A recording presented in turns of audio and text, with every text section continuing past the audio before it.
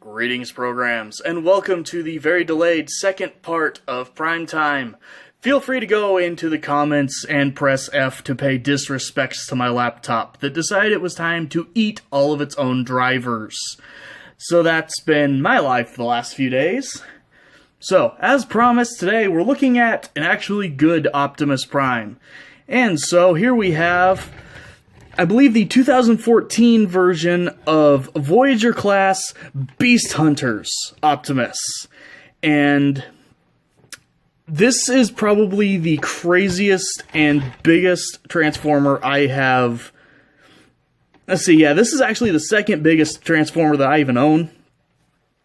The biggest one being Primus himself. So, yeah, this is a truck so big that it's second only to an entire planet. And before I get going too far, I want to give a shout out to Brett Collins, the guy who hooked me up with this figure. Before sending it, he sent me a message asking who my favorite Transformers character was. And upon answering and receiving the figure, he included this, which is awesome. I only can dream of drawing robots this well. So I have a link to his Instagram down in the description. Go ahead, check him out. If he does commissions, go buy something from him. It's good. This was free and it's this good. Check him out. So anyway, yes, hit the table. Here we have probably the best example of how inconsistent Hasbro is with their sizing.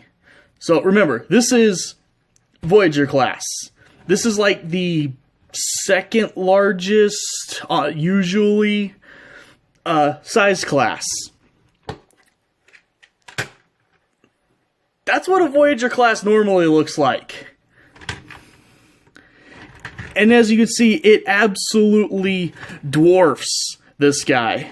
And, yes, this guy will be getting a review as part of this down the road, so spoilers, special preview, I'll be looking at this guy too.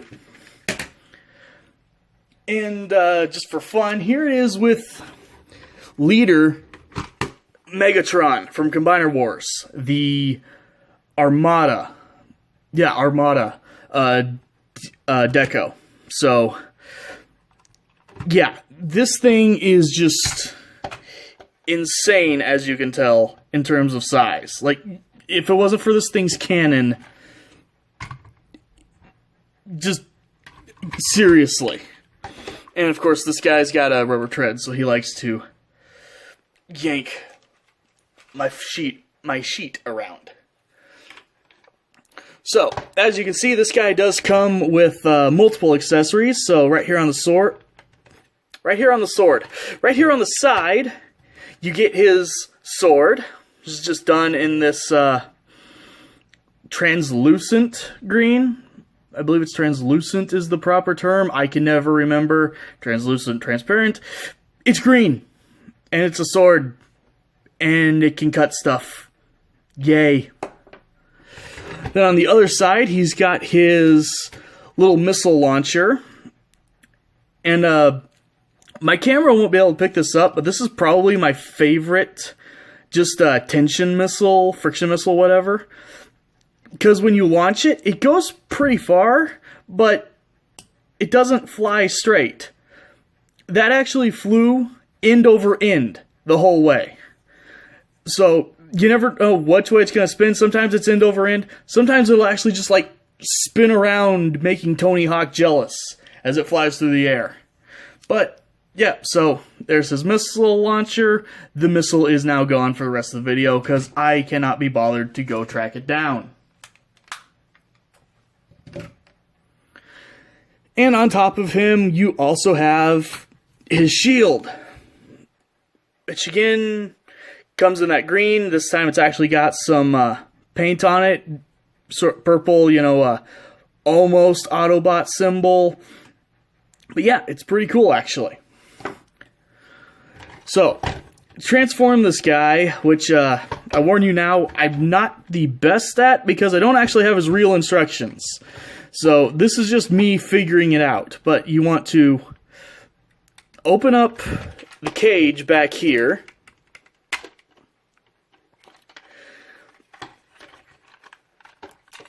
And go ahead and split his arms apart. Flip up the grill. Pull the arms out, and it's on a double hinge here.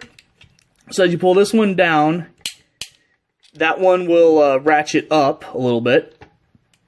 Actually, I'm getting ahead of myself. Keep that flat for now. And let's see. There's a certain direction to turn it for the next step, but I can't remember, but we'll find that out as I go here.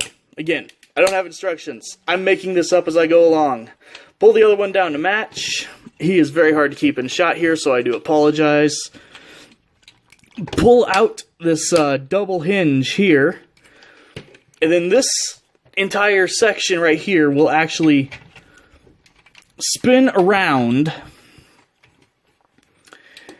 Then you can fold him up, click him into place there. Forgot how words work again.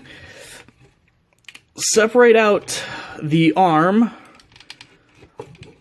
from the shoulder. Click it down a couple and spin it around. Let's try to move the camera so we can actually see this thing. So again, just separate the arm right here. Give it a couple clicks down on the most powerful ratchets I've ever heard. And spin the arm around. Try to make sure that the shoulder stays up at this part. And then actually click it down on the ratchet. I just swear this guy has like the most powerful ratchets I have ever heard.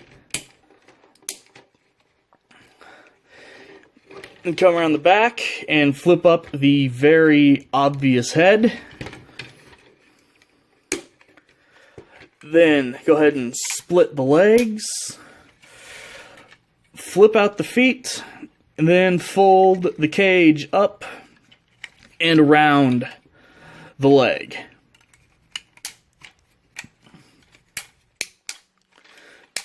And there you go. You have the single most imposing Optimus Prime I have ever seen. He does not even fully fit in my shot here, because I can't actually move the camera far enough away and still be able to reach him.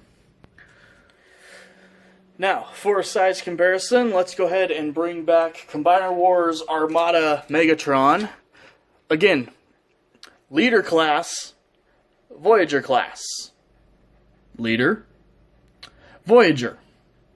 And just because I want to make things more difficult on myself, let's bring in another rather large Leader class figure. Here he is next to Overlord, the Ambassador of Destruction.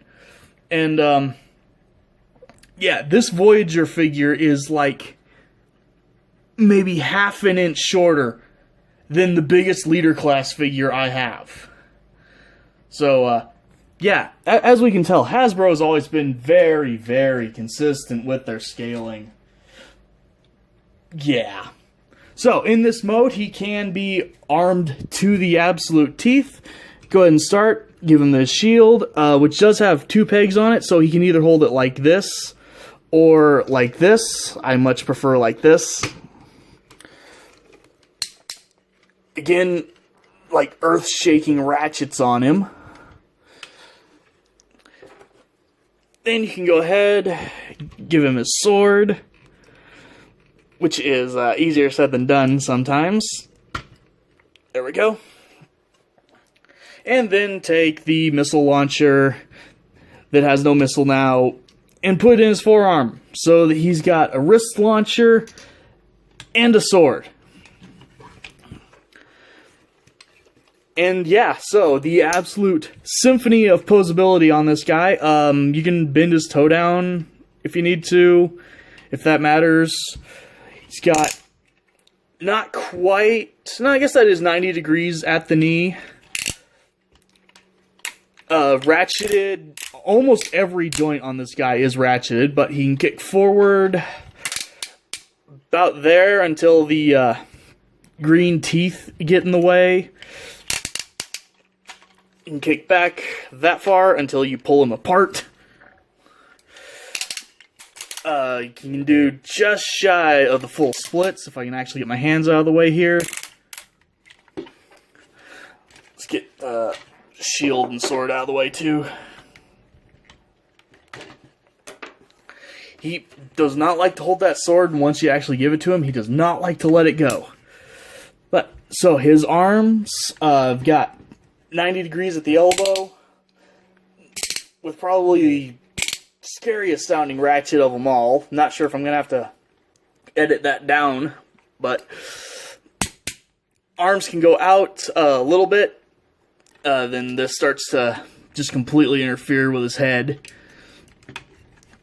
And again, you have to watch because it usually likes to come down on this hinge right here.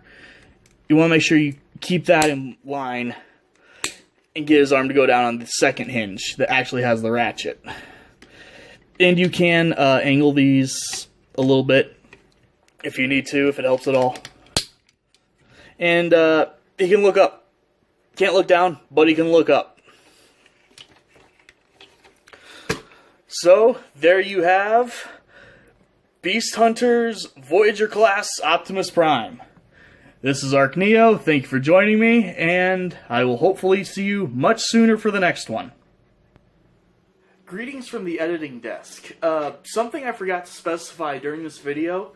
The reason I brought up this being the 2014 version of the figure is there were actually 2 releases of Voyager Optimus Prime and Beast Hunters. This is the second one. I do not have the first, but the second one was actually an upscaled, ratchet-added version of the Cyberverse Commander class Optimus Prime. I don't have that figure either, but I do have the accompanying Commander class Starscream from that same Cyberverse line. So, they took an Optimus Prime that was in scale with this and made this. So, that's why I brought that up. Anyway, thanks for watching.